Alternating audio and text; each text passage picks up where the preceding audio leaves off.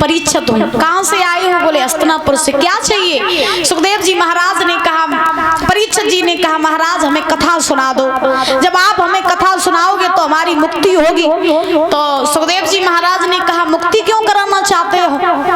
परीक्षित जी ने कहा, महाराज मुझे श्राप लगा है कि 7वें दिन मुझे तक्षक सर्प डसेगा।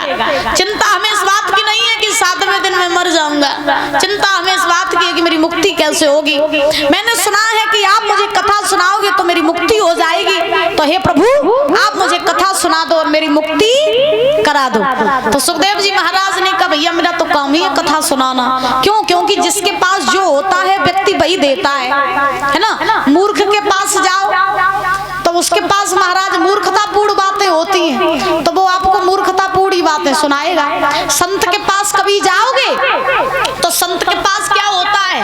भजन, भगवान की चर्चाएं, तो वो आपको भगवान की चर्चाएं सुनाएगा। क्यों अम्मा? और अगर आप किसी विद्वान के पास जाओगे, ज्ञानी के पास जाओगे, तो वो आपको अपना ज्ञान देगा। तो महाराज जिसके पास जो होता है व्यक्ति हमें वही देता है। तो सुखदेव जी महाराज के पास में जा करके परीक्षित जी ने कथा सुनी। अब देखो कहते हैं संत का छड़ और थाली का कड़, इसको कभी व्यर्थ नहीं करना चाहिए। थाली में भोजन उतना ही रखवाओ जितना खा सको। और संत के पास जाओ तो संत से जना पूछो कि फैक्ट्री कब चालू हुई, लड़का की नौकरी कब लगे, लड़का को ब्याह कब हुई, नाती पंती कब हुई। हाँ, संत के पास जाओ कभी ना पूछो। संत के पास जाओ तो क्या पूछना चाहिए? ये बताओ कि हमें भगवान कैसे मिलेंगे। सही बात है, हमें भगवान कैसे मिलेंगे। तुम अम्मा सही बताइयो, तुम्हें डोकर के सम हो, तुम मंदिर में जाती हो और तुम बावन आवन ढंगा जैसे बाई चांस जाओ तो तुम क्या कहो? बोले जब बता दो बाबा जी हम पैसा वाले कब बने हैं? बताओ, हमने देखा है महाराज, अगर द्वारे जैसे कोई महात्मा आ जाए या कोई बाबा आ जाए तो महाराज ये माताएं जो होती है बाबाओं को हाथ दिखाने लगती हैं। और जब बाबाओं को हाथ दिखाने लगती हैं तो ये क्या कहती? बोले बाबा जी हमें जब बताओ हम पैसा वाले कब बने, मेरे लड़का की नौकरी कब लगे, मेरे घर में बहू कब आई है, जी तो पूछती करे। अच्छा, किसी ने भगवान को मांगा? भगवान से तो सब मांगते हैं कि प्रभु हमें ये दे दो, धन दौलत दे दो, राज्यपाट दे दो, ऐसा हो जाए वैसा हो जाए। किसी ने भगवान को मांगा कि भगवान कैसे मिलेंगे? हैं? मांग अम्मा क्या कहती? मांगो, कब मांगो? नहीं मांगो। वृंदावन बिहारी लाल की। तो महाराज भगवान से तो सब मांगते हैं, लेकिन भगवान को कोई नहीं मांगता है। बोलो राधे राधे। तो संत के पास जब भी जाओ तो महाराज यही पूछो कि भगवान हमें कैसे मिलेंगे। क्योंकि देखो आपके पास में आज की दुनिया में धन दौलत कितना भी हो, इंसान के पास कितनी भी दौलत शौहरत हो, कितना भी सुंदर मकान बना हो, कितनी भी महंगी गाड़ियों में व्यक्ति घूम रहा हो, महाराज सुख व्यक्ति को पैसे से कभी ना हुए और शायद है ना तो कभी होंगे। दुनिया में हर व्यक्ति महाराज दुखी है, फिर चाहे वो धनवान हो चाहे वो महाराज गरीब हो। दुनिया में सब व्यक्ति दुखी हैं। जो 4 पहिया की गाड़ियों में घूम रहे बेहू दुखी, और जो रोडन पे भीख मांग रहे बेहू दुखी। सुखी कोई नहीं, क्योंकि पैसे से आज तक महाराज किसी को सुख हुआ ही नहीं। सबसे बढ़िया सुख कौन सा होता है? सबसे बढ़िया सुख वो होता है जहाँ में हमें भगवान की याद आवे। क्योंकि कहते हैं एक विद्वान ने लिखा बड़े सुंदर शब्दों में, सुख के माथे सिल पड़े,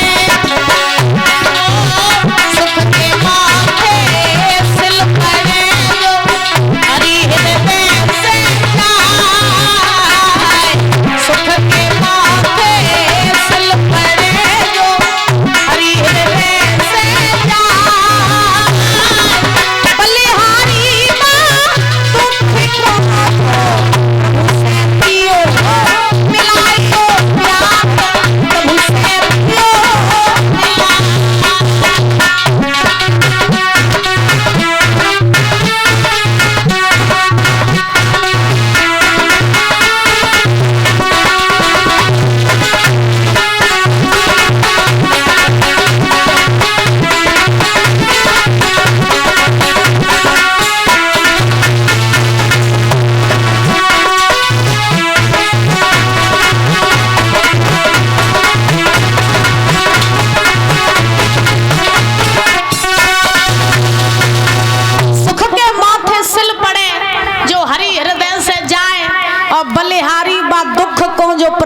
दियो मिलाए।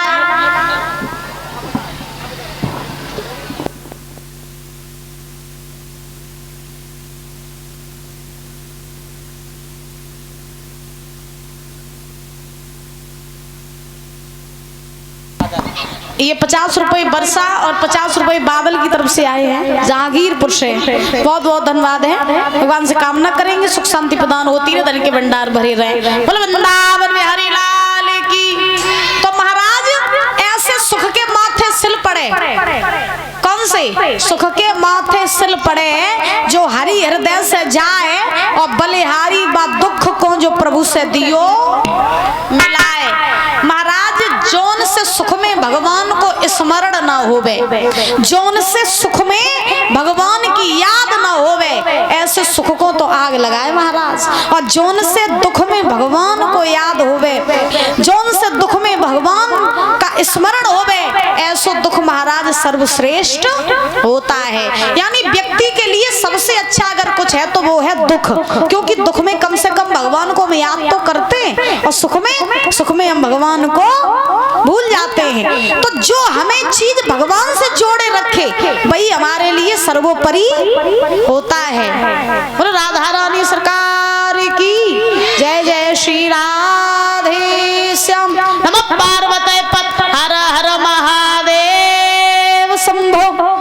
आज महाराज परीक्षित जी सुखदेव जी महाराज के पास बैठ गए और इन्हीं सुखदेव जी महाराज ने महाराज परीक्षित जी को ये साप्ताहिक कथा सुनाई थी। क्यों? उनकी मुक्ति के लिए कि परीक्षित जी की मुक्ति हो जाए, इसीलिए ये 7 दिन की कथा कराई जाती है ना। कथा तो अथाह है, 7 दिन क्या 7 जिंदगी भी निकाल दोगे ना तो भी कथा कभी पूरी नहीं होगी। बोलो राधे राधे।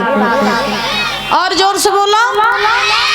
आइए ताली बजा करके ऊंचे ऊंचे हाथ करके भजन बोलेंगे और उसके बाद जो है कथा में प्रवेश करेंगे।